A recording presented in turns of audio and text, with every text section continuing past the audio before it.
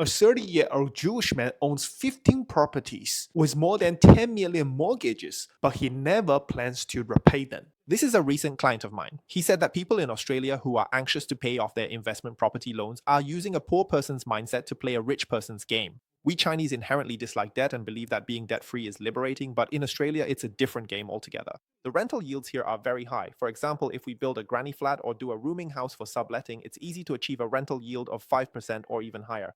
This means that even if you take out an 80% loan, your rental income can basically cover your holding costs. So the first thing this client taught me is not to worry about how much debt you have. The key is to look at your cash flow. As long as your cash flow is balanced, then whether your debt is 5 million or 10 million, it's just a number. Essentially, you own the asset, the house, but you pass the mortgage debt onto the tenants. Is there really such a good deal in the world? Okay, so I asked him again, even if my cash flow breaks even, won't I have to pay off the loan someday? He said no. In Australia, the real money from property doesn't come from the small amount of rent, but from capital appreciation. Let's do a simple calculation. Suppose you use a $200,000 down payment to leverage a $1 million house. 7 years later, the house appreciates to $2 million.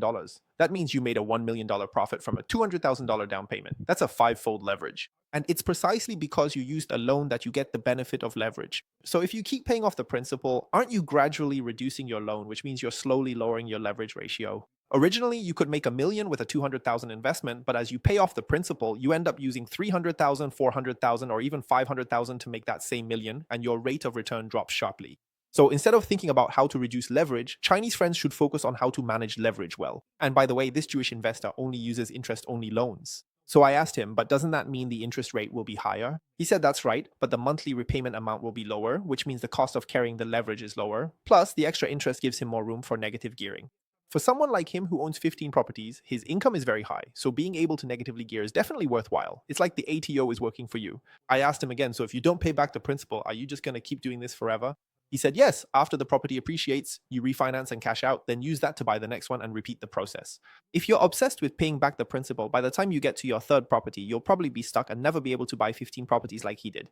So how is it possible to borrow so much in loans? That's the power of trust, but we'll talk about that later. You might ask again, with such high leverage, aren't you afraid of the risks? There are only two risks in real estate. One is rental vacancy, and the other is a drop in property prices. For the first one, you can buy landlord insurance. If the property is vacant, the insurance company will pay you the rent. For the second, there are many financial instruments you can use to hedge against the downside risk of real estate. After hearing what he said, I was really silent for a long time. We Chinese are taught from a young age that being debt-free is a blessing, while Jewish people learn from childhood how to master leverage. That's why the world's most powerful bankers are all Jewish. There's a reason for that. I'm an actuary here to demonstrate for you as the real estate advisor you never understood.